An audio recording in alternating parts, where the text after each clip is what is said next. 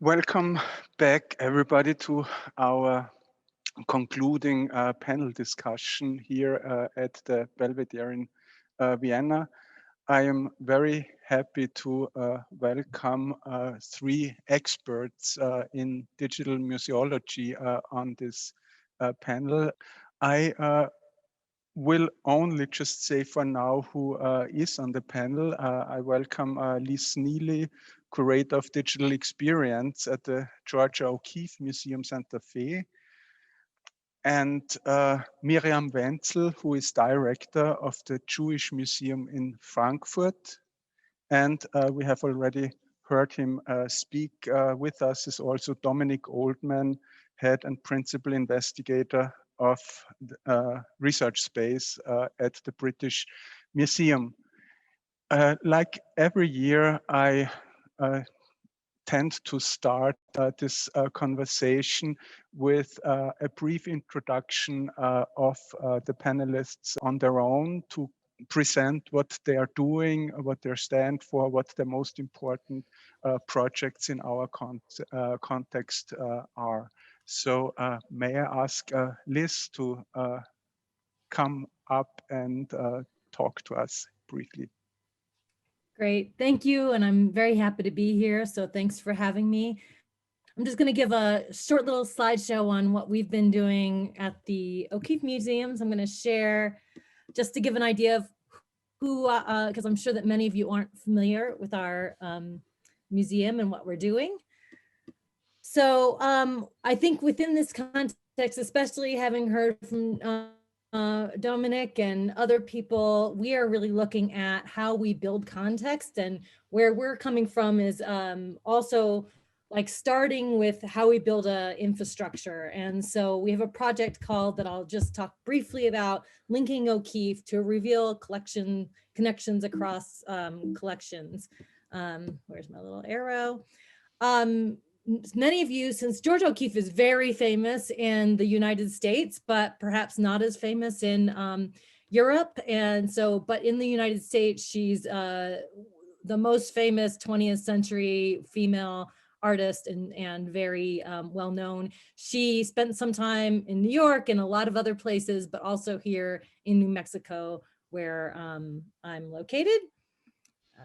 Sorry about that. And just a little bit about our museum is that we have a gallery spaces, we have a research center, because being a single artist museum, we have archives, we have artwork, we have her personal library.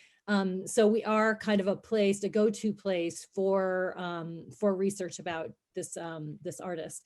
And we also have 2 historic homes about an hour away from here, which are gorgeous and you should all visit. So the project that Linking O'Keeffe is really thinking about how we are as a single artist museum. We have archives, we have correspondence, we have our personal libraries, we have our artistic materials. So we wanted to bring those things together. So this is really getting to that idea of context.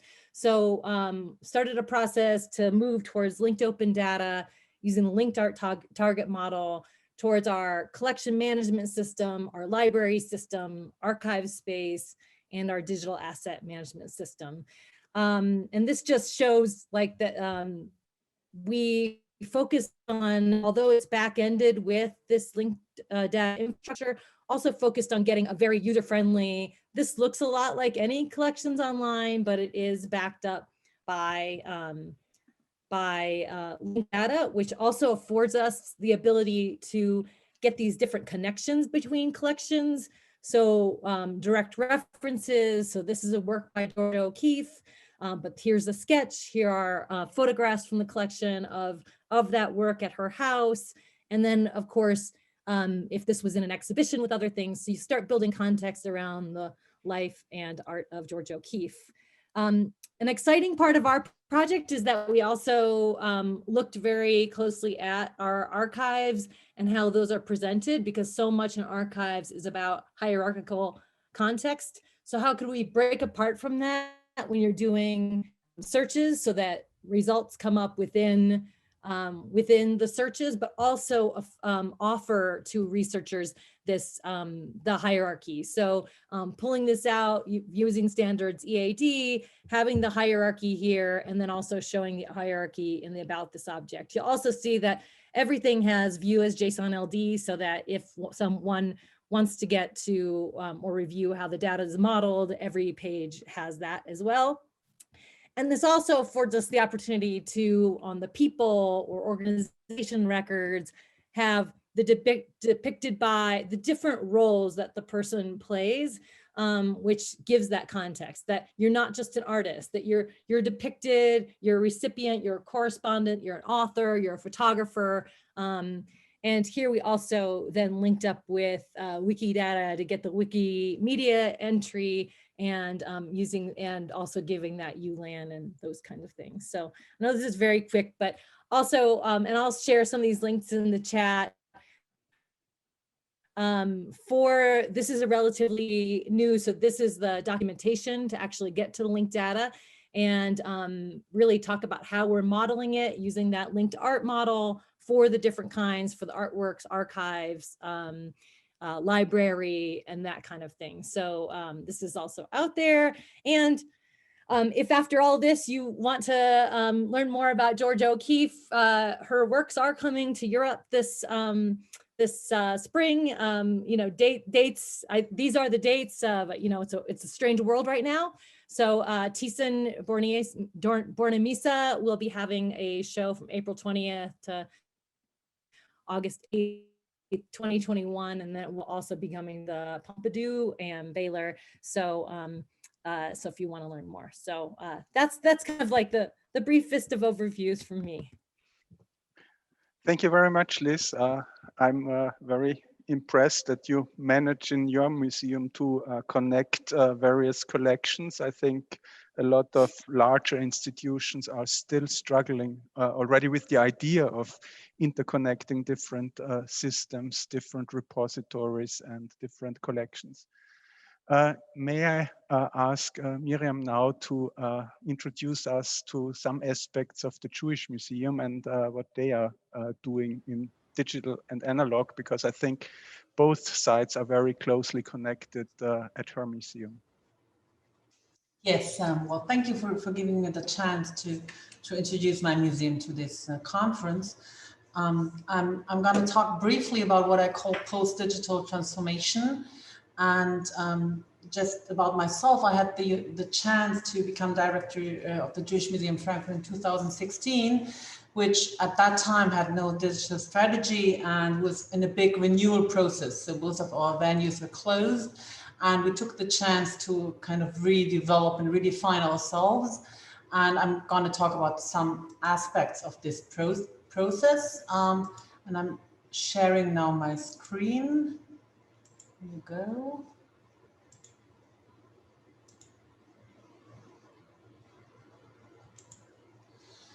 So I like to define this transformation process we've been doing as post-digital, and I have this word, I took it from Nicholas Negroponte's, I find really inspiring essay in 1998, Beyond Digital, in The Wire, where he described certain aspects of thinking beyond, you know, digital as a technology-driven transformation, but thinking about an organizational transformation that embeds digital at its core. So in our case, that meant we started 2016 with pop-up platforms. Our first pop-up platform was to develop a pop-up museum on this boat for 6 weeks. We had like a pop-up exhibition where we introduced the audience to certain aspects of our permanent exhibition, certain objects. We did workshops with our target audiences. We defined the whole space as a social space. So we did basically a festival of Jewish contemporary art and culture with concerts and film screenings and panel discussions. And we did these participatory displays where we asked our visitors how should the new address of the Jewish Museum should be? What should be the name? And we introduced 5 personalities, which we thought might fit, but the audience decided otherwise, and they proposed Berta Pappenheim, much more known as the first woman that that got psychological therapy by Josef Breuer in Vienna as Anna O, so as hysterical women, but she became a fighter for women's rights here in Frankfurt. And now we decided to listen to the audience, and we fought for this new address, which is now our new Jewish museum is at the Berta Pappenheim Platz, and that's the name of our new entrance square. We did then a pop-up, another pop-up festival a year later on the central square close to our museum with this inflatable. We invited the audience to participate in the development of this inflatable and in the development of a chair that was, as you can see, put on display outside where you could sit, and had on the table, you had an introduction to different personalities of Frankfurt's Jewish history. And we asked which personality would you like to get to know? And again, it was Berta Pappenheim who got the most votes. And we asked the audience, what is a Jewish site for you? Because the whole inflatable was pretty much about what is a Jewish space? How does it feel like? How does it look like? And so on this map, we asked them to map what are Jewish sites, and most of the answers were circling around actually restaurants or places where you could eat food that was conceived Jewish food. We developed an app around this pop-up monument, introducing stories of migration, post-war migration, both Jewish communities, but also other communities, the Greek community, Turkish, Spanish communities, and it was an individual storytelling approach. And this app is now part of our digital portfolio. And we do Insta walks with it, mostly with with school classes, but also with tourist groups, and you can upload photos in the app. And we then did another called the Bus of the Future, where with these old-fashioned bus, we're standing in different places in the city and asking the people that were passing by, what are your expectations of the new Jewish museum? What would you like to see there? How would you like to get involved? And all those pop-up monuments, and that's very crucial, were done by our staff. So by our curators, by our educators, it was all our projects, it was our experience, and we tried to learn more about what are the expectations, what are the perspectives on our issues, and we tried to introduce them in the development of our new permanent exhibition. Our big opening was in October, on 20th of October, and due to COVID, we managed to be open for 10 days with our new museum, which you see over here. And since then, of course, as we all do, we play much more in the digital field. We published our mission statement and our online strategy already beforehand. We were lucky that we managed to actually publish our collection online right at the day of the lockdown. So here you have you can see parts of our online collection. What is important about the online collection is that we don't only publish our items or part of our collection that are part of the permanent exhibition, but that we also tell stories. So we say we are not only collecting items, we are also collecting stories. And these stories, like for instance here, the story of Ludwig Meitner, which is one of our highlight collections, is told with different items over here. And this is also the point where we embed content that is not developed by our team, but by others. And the last item I wanted to introduce you is this bookmark. You get it when you enter the museum with the entrance card. It's called Museum to Go. And I'll show you a short film what it does. How does this work now? Here.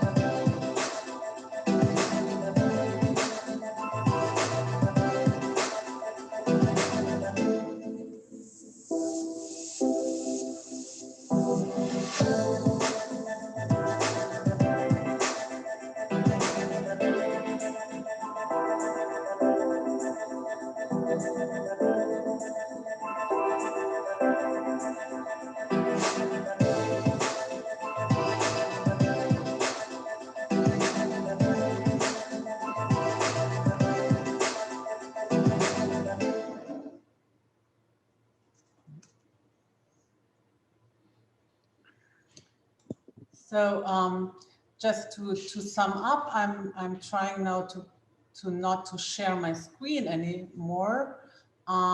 Museum to Go is a tool that mobilizes a certain content of our permanent exhibition in a personal part of the website that you can access with a code that you get with the bookmark. And I'm here. And for us, it's of course a form on the one hand to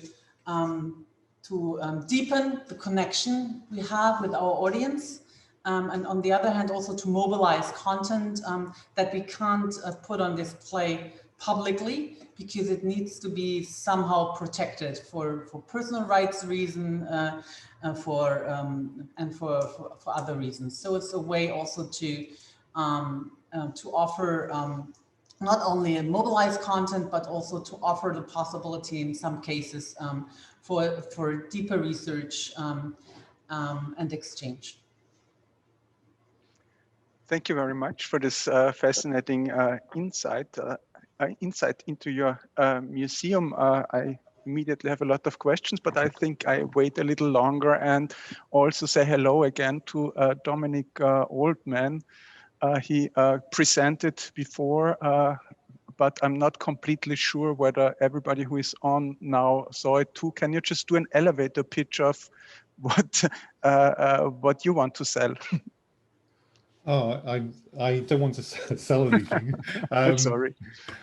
I think what we're concentrating on is having systems which are dynamic, which evolve with people, which evolve with processes, which can respond to different needs, can respond to different questions, have provenance of knowledge, so that you can look back. You know, when we look at systems that we're using in museums today, they're very static, they're record-based. And it's not simply about connecting things across different objects, it's about how you express yourself in data, because data is becoming a really important medium. We're getting data all the time through social media, websites, all sorts of different services. And these data services are being controlled by technical companies. And I think there's a responsibility of the cultural heritage sector to engage in this and make sure that people are getting information in that data form, in those algorithms that are coming from not just us, but also our audiences. So I think we're looking at vantage point. So if anybody's sort of picked up on something called standpoint theory, the ability to produce objectivity by allowing different groups, different social groups, different professional groups to collaborate and put forward their points of view, their perspectives, their vantage points, their arguments about something, that's really important. And so we build systems that allow that to happen. So it's not just simply a museum documenting objects and putting them out and saying, here are our objects. It's about engaging in a dialogue with people and allowing that dialogue to be as richly as possible represented within a data form. And that's why we use quite a rich ontology. It's about ontological commitment. And then it's about a layer of epistemological work that can go on top of that. And so it's about getting researchers and educators and other people together to adopt a richer form of representation. And it's about non-technical people being able to use linked data. This thing is dominated by technical people. And it's about producing the tools. So all of those sites that I showed, there is a project curator with no technical background whatsoever. I showed you a site called Amara West, that a lot of that has been produced by an archaeologist, a young archaeologist who had no technical background, didn't know anything about databases. We've taught them the principles of how to put together knowledge patterns within linked data, and a lot of the functionality within that site has been produced by her. And this is really important because we've got to engage people who normally have seen databases as a chore, as something that actually can preserve knowledge in a format that can be interrogated by computers, but also read by human beings as well. And so that's where we're going. And it's about vantage point, it's about extension, it's about connecting different time zones, different places, different people. And it's about having different levels of generality in the same system. It's about being able to put qualitative information in databases, but also other levels of generality, and also being able to synthesize that into quantitative data. But quality quantitative data comes from really good qualitative data. I think we can all agree on a lot of the points that have just been raised that really sets the stage. It's a lot about communities, multi-perspectivity, and engaging people. Liz, I was really fascinated by your job title, which is Curator of Digital Experience. I think, at least I don't know anybody else who has this title. What does it mean? How, or is it rather common in the US that there is such a curator? Yeah, no, it's not very common. It's pretty unique to one of the things that we looked at the O'Keeffe Museum is building a curators team that was not about experts in certain areas of art history, but that we would have a team that has different disciplines, so that we have a curator of fine art, curator of digital experience, curator of education and interpretation, and then a head of research services. And I think that what I love about my job, and I can hear this coming through in what other people are talking about, is that really thinking through the digital strategy from the infrastructure standpoint all the way to the designed environment, to our galleries, to online, and working as a team with the curator of fine arts and education to really make sure that that's strong the whole way. And because whatever we do in infrastructure can turn into that storytelling, whether that's in a gallery, online, and then also for us serve a research audience. And I love that. I love what Dominique was just saying, because I think that how we think about this data in terms of researchers and making sure that it does, like, it can be manipulated by a larger group of people is something I think about a lot, and getting those multiplicity of voices, whether that's, and with my role is that can be in the research back end, or then how does that turn into an exhibition as well? Mm-hmm. Is this multiplicity of voices also visible in the collection online? It isn't for us now. I think that one of the things that in terms of how I work is that we start with one place and we try and get something out there to the public. So right now, our collections online has our collections in the linked data, and then, you know, so that we get that out there, but the roadmap has it that we can include artworks from other locations, that we can include storytelling, that we can, so it's not there yet, but it's all about, like, we had to start with starting somewhere. So start with building the infrastructure, then here in the US, then you write a bunch of grants and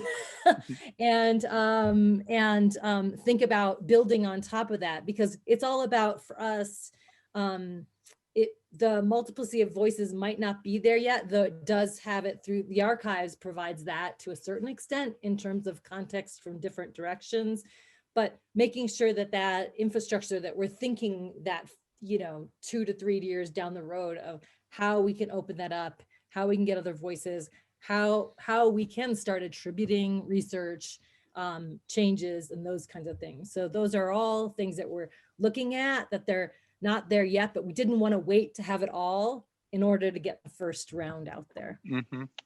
Doing it step by step is always a good approach, and never making the project so big that they cannot be handled anymore. And grant applications are really sometimes helpful to kind of narrow down your scope.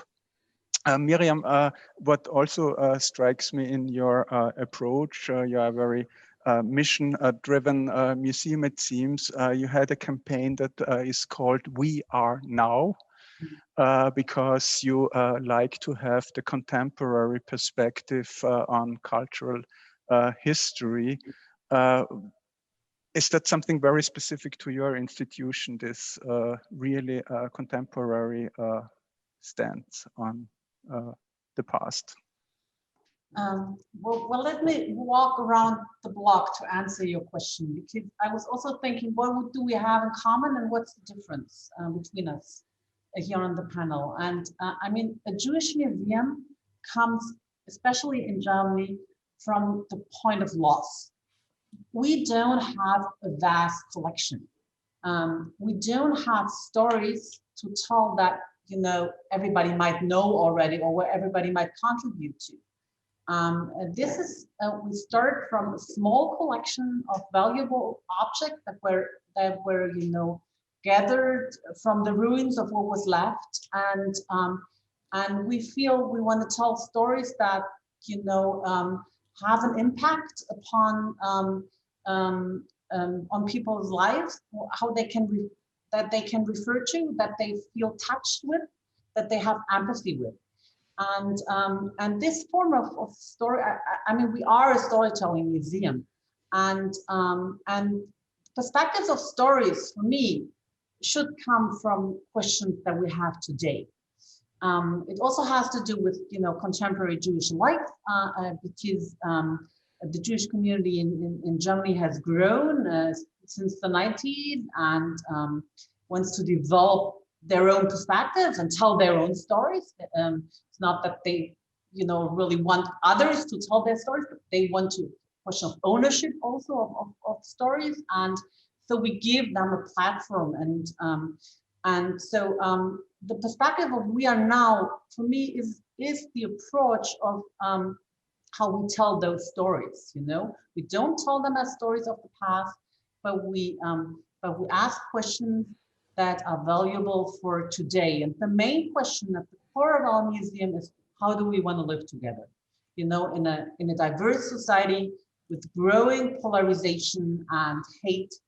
So how do we want to live together? And what can we tell? Which kind of stories can we tell? Answering this question or deepening this question. Is this, what seems to me, this transition from the museum as a temple to a museum as forum or platform, is this something that is easier for cultural history museums or history museums? Because I also seem to notice during the Corona pandemic that history museums, for example, are having for them, it's much easier to tell stories and engage their online visitors. They are not so burdened by the classical connoisseurship apparatus that an art museum has also to deal with and keep up. Yes, I mean, especially Jewish museums, they come from an educational approach. They don't come from this kind of connoisseurship, because that was lost, I mean, to build up knowledge about the items that we have in our collection, it's still going on, And the approach is really different. It really comes from education, from the mission to tell something that is meaningful, that was lost, and that you should, you know, we feel is even more meaningful today. And we want to tell these kind of stories in the form that people can relate with those stories, even though they've never heard about Jewish history or they never even met a Jew. Mm-hmm. Mm-hmm. I as coming from an art museum, I think there's so much to learn from what Miriam just said, and from other museums, because that if we want to be available as an art museum to the widest possible audience, and it is about kind of looking at things from different directions and thinking about what is the role of art and art museums in contemporary society as well. So it is totally different, but how I think that there's a lot that we can learn from making sure that, you know, because I believe in the power of an artwork to transform someone, to heal someone, to bring up difficult questions. But it doesn't just happen. We need to be, we need to be, provide systems that allow that to happen. And I think we can learn a lot from other kinds of museums. We've just been able to kind of get away with not doing that for a long time, but it's time. If you take a museum like the British Museum, it has lots of groups who do tours of the museum, who are not official tours at all. They advertise on social media. They take people around museums and give them a completely different perspective of the collection from a completely different angle. So from a cultural angle, or from a different sort of perspective. And these tours are telling completely different stories to the ones that museums are telling. And I think I think museums need to start listening, and they need to actually start attending some of these tours and seeing what people are interested in, and seeing what, you know, these tours are often sold out, and people are interested in seeing these different perspectives. They're interested in seeing the African perspective on the British Museum. There's a tour that does that. We've got to get away from projecting and telling the stories. Maybe we've got to actually go out there and ask people to comment on the ontologies that we're using. I mean, even the ontology that we use, which is CDOC-CRM, which allows that sort of ontological commitment, is still very westernized. All of the standards that we use are still very westernized. And I think we've got to go out and engage with people, and we've got to allow other people to tell stories about our collections, not just us tell stories about our collections. Mm. Yeah, I also meant to kind of address the issue of size of museums, because obviously the British Museum is kind of huge, and there you have many different specialists for almost everything, I would assume. So in a small museum, it's the advantage that the curator needs to be an all-rounder and kind of have interest in skills, many things. But the big museums can really develop things that smaller ones, I think, cannot, because they simply don't have the expertise or the people at hand, because you were advocating in your former statement that we have to kind of free ourselves from this ready-made software products or tools that we are using. But can really small museums get their head around in what the CDOC-CRM really is, and what it does for them, and how do you actually convince your leadership that this is the way to go? Well, we never talk about linked data. We never talk about CDOC-CRM. We talk about what people want to represent, and indeed, and you know, we have the tools to be able to do that. So the very first client for Research Space is a Buddhist, it's a very small Italian Buddhist museum. Mm-hmm. But it's not a question of scale, and again, you know, it's about what you want to represent, and it's about producing the tools that allow non-technical people, without IT departments, without technical people, to be able to participate. It's the participation thing and it's not even museums. It's the ability to put interfaces out into the public and to interface with the public and allow people to add pieces of information, local knowledge, local authority. And these tools are available if you've got the flexibility, but it's no good putting out a boilerplate form. It's no point putting out something that everybody has to fill in. So everybody has a slightly different thing to say and has a slightly different angle on stuff. So you need a very flexible way of people being able to make an ontological commitment without even having to think about what the ontology is or what the medium is, whether it's linked data or something else. But it's got to have that flexibility built into it, and it's got to have relationships built into it. I'm completely with you, obviously, but I just always seeing that, or I think that there is still not that much to see in terms of finished projects on the web that we could easily use to say, look, this is what it really will do for the field, for art history, for the visitors in museums, and so on. I'm not even don't even have a clear sense of what's already implemented in the British Museum's collection. So one of the sites I demonstrated was called Lake Hokusai. It came off the back of a project and an exhibition about Hokusai society, technique, and belief. And so that's sort of those three elements. The site is actually live. It's on the web. It's read only, but you can actually have a look. As the researchers are working on that stuff that I was talking about, you can see what they're doing, and you can go back the next day and see if they've done some more and stuff like that. Now, that's an example of a research site where there's active work going on and it's available in real time on the web. But actually what we want to be able to do is put the interfaces up that allow people to add things into that. So if you are a Buddhist museum, or if you are a Buddhist and you want to make a comment about Hokusai's background and where he may have got some of his beliefs from, you're able to put that onto that site. And that's where I think we're going with this.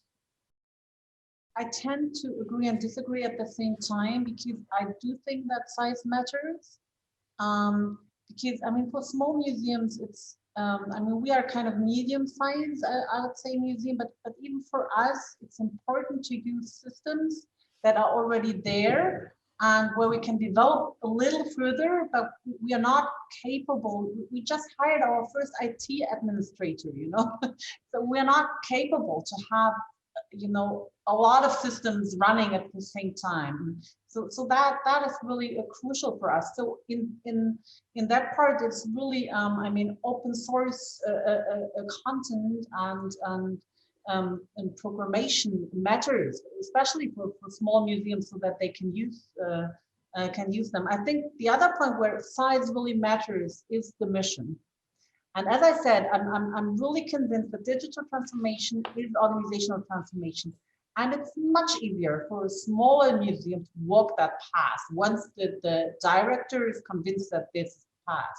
Because I really think it's, once you have a team that is, communicating with each other, knowing each other, and it's much easier to walk together along this road. Whereas in large museums, you always have those silos and those particular knowledges in the silos, and there it's much harder, I think, to get this organizational transformation going. With you, Miriam, because I think the one thing, I work for small, medium sized, and we also have a very tight mission. And so when we approached merging these collections together, going with linked data, we also realized that it was, since everything relates to one person, that it was that we could be a pilot of sorts, because it was very focused. And so thinking about how we as a smaller, but as long as we have vision and we're really strategic and tight about how the decisions we make, that we can't choose to implement it, to have 40 new systems on different Amazon servers and things like that, because we also outsource all of our IT. I'm a curator digital experience, which doesn't support the IT, but I have a vision. So, but how do we make sure that whatever decision we make in those visions still fits in with, or we can modify workflows so that it's part of everyday work? Because if it's a side project, it will get lost once the grant is over or this part of the project is over. So how can everything in a small museum, and arguably a large museum as well, build upon things so that it doesn't become 40 different projects? And I think Dominic was also showing that if you build within a platform that that you can actually do more, especially over time. I think we need to get away from the idea of these sort of new linked data things being projects, and actually make them part and parcel of what we're doing. So I would envisage someone, and this will happen fairly soon, that you'll be able to spin up an instance of research space individually. So it'll be an individual tool that you can then communicate. So the way that the web's going is that people like Tim Berners-Lee are starting to produce systems that are completely decentralized, because the web has been completely centralized and dominated by certain interests. And what we're all doing, and what the cloud does help, is for people to collaborate on their own terms. So systems that they can spin up and then they can communicate to their colleagues. The vast majority, I mean, you say the museum is big, but the vast majority of knowledge goes into documents and spreadsheets. The number one structured data tool in all organizations, whether they're cultural heritage or commercial or scientific, are spreadsheets. That's where it's all going to. And we need to have good tools, and they're not shareable. Well, they are shareable, but they're not integratable, whatever. And so it's a huge overhead, because the institutional system creates these huge gaps. And we're saying, oh, well, we can't support these systems. But what we need to be able to do is to support a wider range of things that our curators are already doing, but with the overhead of fragmented applications that they're finding all over the place, like spreadsheets, like office software, like stuff they're finding on the web, like services, but they're all fragmented. And the ability to be able to use the web to communicate, whether it's individuals communicating or whether they're producing a more collaborative group, it's a more formal group, but having that power to communicate with data is very powerful, because that's what they do at the moment, but not very well. I can just agree that every institution, museum, has a lot of spreadsheets and Word documents sitting around that cannot be shared, are not shared, and therefore often lost information to the institutions. Just to add to that, what happens is that curators build up a lot of information and then say, we want to do a project. And then they find that the project, a 3-year project, 2 years of it is just cleaning up the data. Millions and millions and millions of dollars or pounds or whatever you use is going in to just simply doing 2 years of cleanup of data that hasn't been managed properly or hasn't been put together properly. And the great thing about linked data is it validates a lot of stuff. If you use an ontology, it validates everything. So you can actually reduce the costs. You can actually reduce a lot of the overheads of this, and you could have more projects. I really think there's a massive problem with the way we're doing stuff at the moment. Yeah, but you have to make an initial investment to kind of take a different path. But I would definitely agree that in the longer run, you can save a lot of resources also, because you can share information, you can take in information somebody else has already put out there and integrated with your system. So that would also be an aspect. I would say collection system, institutional systems are not sustainable, but they are sustained. Mm-hmm. And a lot of money is going into sustaining unsustainable systems. Miriam laughs. Want to comment? Well, that's sharp, I would say. But I agree. I mean, that museums for a long time have been kind of breathing with projects, main project being exhibitions, And so this is a kind of the motor. And I think it's part of digital transformation, or as I would always put it, post-digital transformation, is not to make this the only motor, but at the same time to always be clear that, our backbone is to enrich the knowledge that we have, which is data, enriching the data, and making it accessible. And so, but that means also for curators that, you know, once they do an exhibition, the exhibition is not over once they do it, but it still needs to be, you know, documented, it needs to be communicated, they need to take care of the engagement. So it's really like, it is a big project because it's basically another understanding of what we are doing. And of what is relevant in our doing, and that part of our relevance is not connected to the exhibition and the project and the immediate effect of press coverage and visitors, but of, you know, long-term effects into how we get engagement with the knowledge that we have, the data that we have, that the institution that we are, that this is, you know, at the core of how we define our relevance, and so it is. I think that's a long-term transformation. There's actually already a lot of talk in the chat about audiences and users. How do we really know for whom we are building all of that, and what can we do to be more specific to target the groups that we care about? How can we learn more about our users? I mean, everybody already kind of showed some participatory formats, but I also remember you, Miriam, you used design thinking and persona method. Is that, I mean, I think you also always think the physical exhibition together with the digital tools or formats, content. Could you say something to that method? Yes, I mean, for me, that's at the core, even though the audiences are different, particularly now, because there basically is none. But if there is, it's regional. It's not, you know, international as it is in the digital field.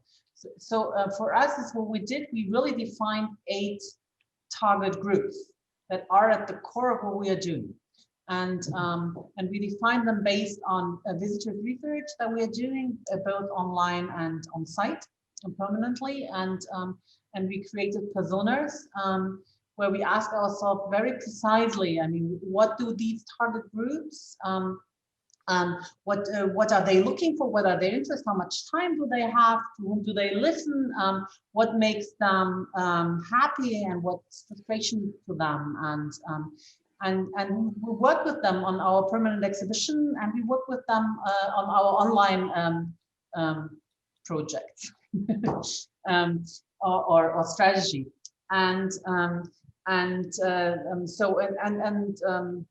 Design thinking was the main methodology that we worked with. So we were doing prototypes, we were testing them on those pop-up platforms, and whether our assumptions were right about that target group. So we're doing workshops with them and testing what do they really think about these objects, and how do they feel about this text?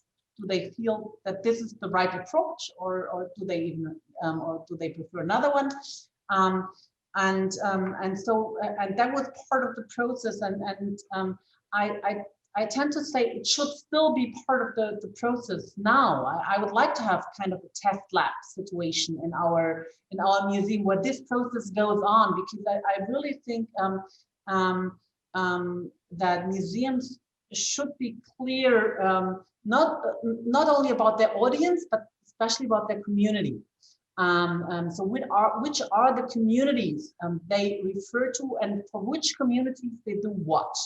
And for us, this is something that we care about a lot. Mm.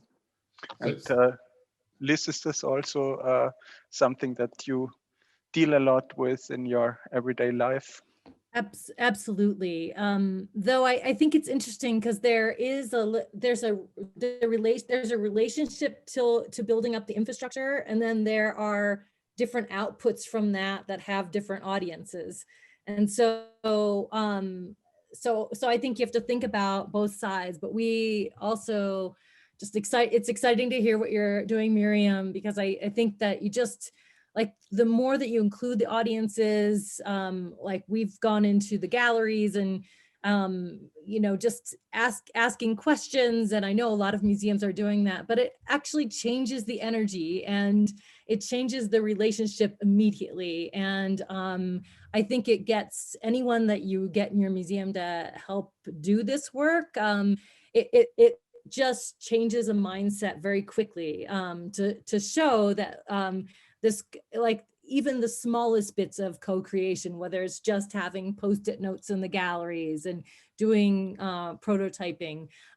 We also do think about big buckets of audiences and then have to drill into those things because we have researchers, we have planning visitors, which are looking for something completely different than maybe just an enthusiast of Georgia O'Keeffe. And then of course, educators. And a lot of those things cross over, a lot of those things you maybe state. I may be a researcher in one moment and a planning visitor in the next. And so thinking about in terms of when we're developing new programs, how the infrastructure serves that and serves overall goals in terms of like how we get to storytelling and multiplicity of voices. So I think it's just so all related. And as I mentioned earlier, that's why it's so nice to be in my position where I'm looking at the infrastructure and also talking to audiences in the galleries, because it's all so interrelated. And speaking to what Miriam also said before in terms of getting away from projects and how this becomes a generative knowledge and how what we learn in all of these different projects kind of builds upon itself so that we just keep getting better at serving our various audiences and communities. But I'd also suggest on top of that, because prototyping and showing finished sort of interfaces is also a big overhead. So one of the things that we're proposing is that we actually get audiences to model the data from the start. So we get it right from the start. So if the thing about linked data and the thing that I was showing you was that there's very little in the software. All of the logic, all of the meaning, and you can go to quite a lot of degrees of semantics here, is in the data. So the software is not doing very much at all.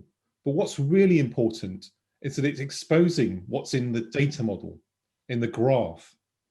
And so if you can go out and you can start asking people, and we do that. And actually, I've noticed that there are a lot of groups already doing this on whiteboarding sessions. They're creating what they call mind maps. But actually in linked data, we're actually putting the semantics into a mind map. We're making them knowledge maps, not mind maps. But actually, a lot of people are doing this to get answers to questions from different people. And I think it's not a bad thing to go right to the bottom and start asking people about how they would see something in a museum or a cultural heritage institution and how they would model it from their perspective. And perhaps you could build up quite an interesting way of integrating culture by bottom-up modeling. Yeah, I agree. I mean, when I say prototype, I mean something like this too. I don't mean like developed, already defined applications. I mean really rough sort of displays where you can still model. I mean, that's like, I can refer, for instance, to our pop-up boat, and that's where we were just presenting, roughly replications of objects, and we ask people, what do you see? What do you see, and what do you think this is, and what's your interest? Is it interesting? Find out those basic things, and we have, I mean, we have the experience that it's very good to do it with the real item, kind of, or the replication of a real item, because in the digital field, the real item becomes two-dimensional and feels different, so we try to do it that way. I think that's really useful, but I think the main point I was trying to make with a lot of this linked data stuff is still being dominated by certain groups, and it's got to be democratized a bit, because it is expensive in its current form, and what we're trying to do is make it inexpensive, because it actually, in essence, it is inexpensive. It's a lot less expensive than traditional database systems which need database administrators and a whole tranche of different people and it actually has very limited value because it has boilerplate type data models. Now we're talking about a graph that can be expanded that doesn't break your software when you expand it. And that's a huge cost saving because you can develop not having to keep on changing the underlying system. The number of institutions that I go to who say, this system is we need a new system. And then when you say, well, okay, so a lot of the logic of the system is in the software, which means that the data migration is the most expensive part. So if we could have systems that don't need that type of data migration, we would be, again, saving huge amounts of money and being able to evolve our systems rather than continually changing them. I think it's a balance though. Like, what do you have that's structured and common? And then how can everything expand? You know, connecting to some fields in Wikidata because it's completely unstructured or has like a lot more lack of structure than something that connects up to CDOC CRM or linked art. Makes it, you know, how can we start making it easier for me to talk to another museum, to this kind of thing? So I think there's also a balance to be discussed in terms of how we finally also start using linked data beyond our own museums, which is not happening very, very much. And if we all have expanded in different ways, how do we make those maps? So I just think it's an interesting discussion to have. Yeah, and I think the Wikidata model does have a lot of problems from a cultural heritage perspective. So it being the integrating medium I don't think is a very good solution. I was just looking into the chat because I also wanted to have it open to all the participants. I for now see especially one question, which is about attention span when we talk about users. Is this what's created or created is the question for research, whether professional or not, where does attention span come in? I assume the question is that with all these social media and other digital things that we are using every day, we have a different perception or engagement with art. I just think it's a question of being precise. I mean, there is stories that we tell that are for now, that are for today, and that matter today. And there is stories that we are telling that are evergreen. And the stories that differ in size, they differ in the platforms where we publish them. And I wouldn't say one is more important than the other one. But I think it's part of the web is that the attention is on the now, especially in the social media field,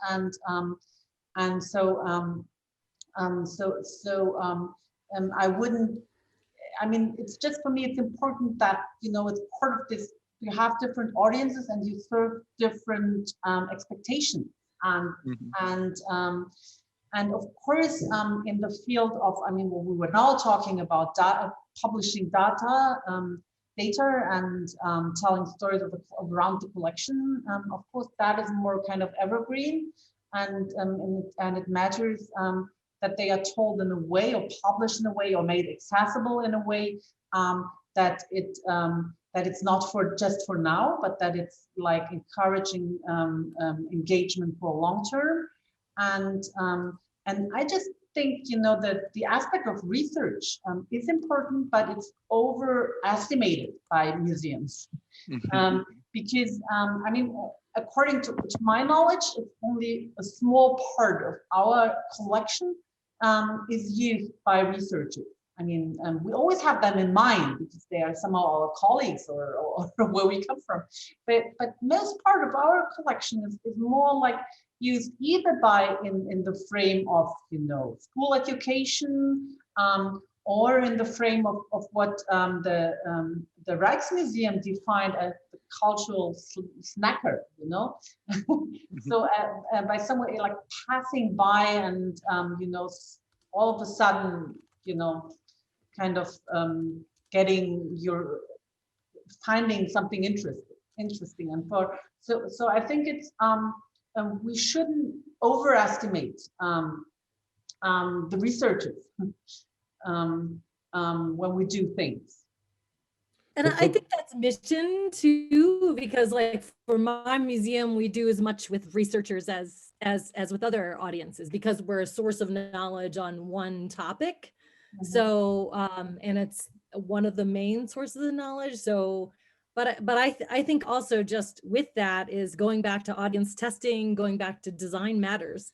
So if it's like attention span, if we're offering, you know, I think one thing that the big tech companies have noticed is, you know, well, if we keep offering more of the right thing at the right time, you get someone there longer. Now, of course, it's usually for not so great things, but we can learn from that, because if we're thinking about the design and what a person, you know, prototyping with those user groups, is that we can't just throw things out there. The design matters, the design flow, the user experience matters, and that can come back, because sometimes attention span can also be, it's just too hard. Like there's too much friction. So so I think thinking a lot more about that user interface and flow and working with our users can mean that we can offer more of what they want, even if they didn't know they want it. Yeah, I think there are not many more questions, or is there something coming in? And could I answer the question? Someone asked me a question about I had the fathers of, and I did actually have a slide saying why haven't we got other people contributing to this debate? Why have these men dominated these areas of and issues, like Adam Smith and Babbage and people like that? And obviously there were social reasons about that. But I just wanted to mention, you know, maybe Francis Bacon was sort of the beginning of positive sort of scientific philosophy, but you did have some women like Anne Conway, who was a rationalist philosopher, who had probably a lot more relevance to the 20th century.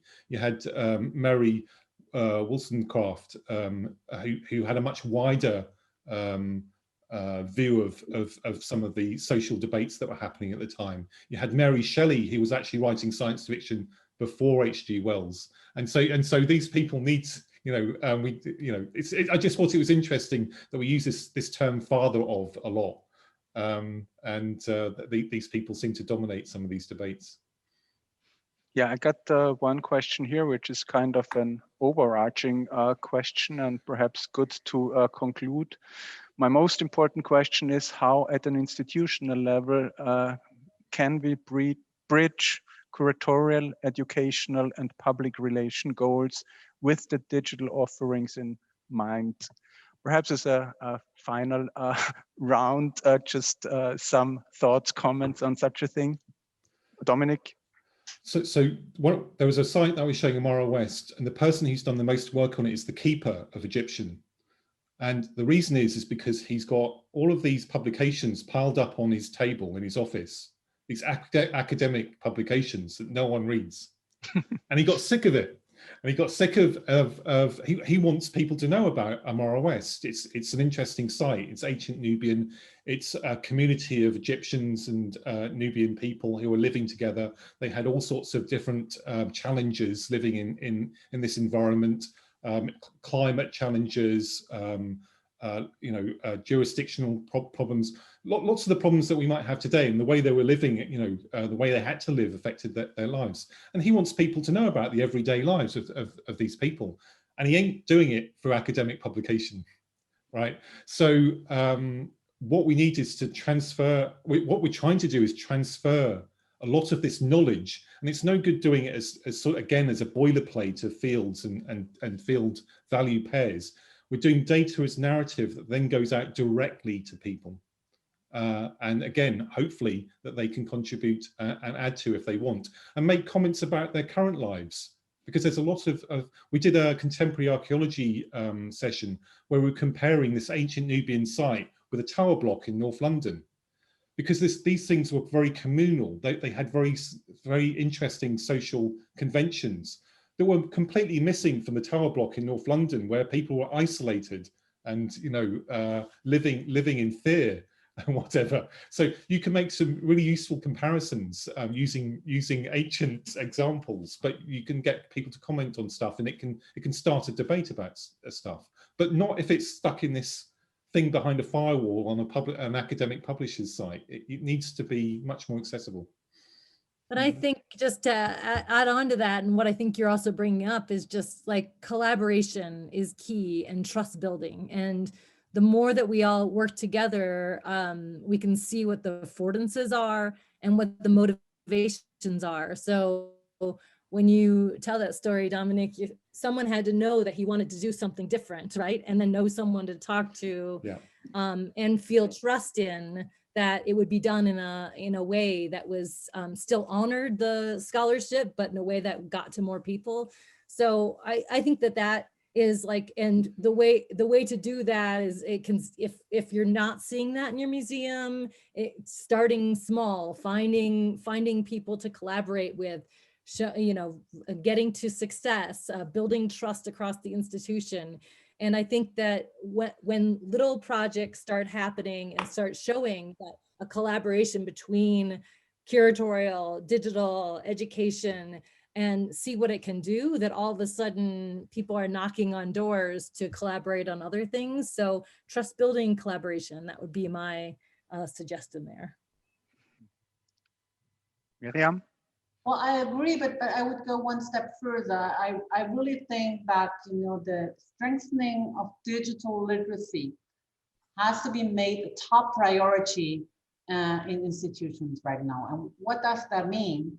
That means that, leadership needs to invest also in digital literacy of their staff. I can only say that, we did internal workshops. How do you use Twitter? How do you use the database? We do this permanently. It's a permanent task to do. And I think we just really need to overcome the idea that, one person is working, on something in the real world, whatever that is, and one person's working in the digital world. And this goes together. And it's part of the definition of museum work is to work both on content, which is both digital content and content in exhibitions or in wherever in the real world. And I think this really needs to be enforced by the management. Thank you. A good concluding word. Thank you all for your insights and for your thoughts about the art museum in the digital age. I think we have to conclude now this 1 week conference. It's the longest one that I've ever been at, although it was just small pieces.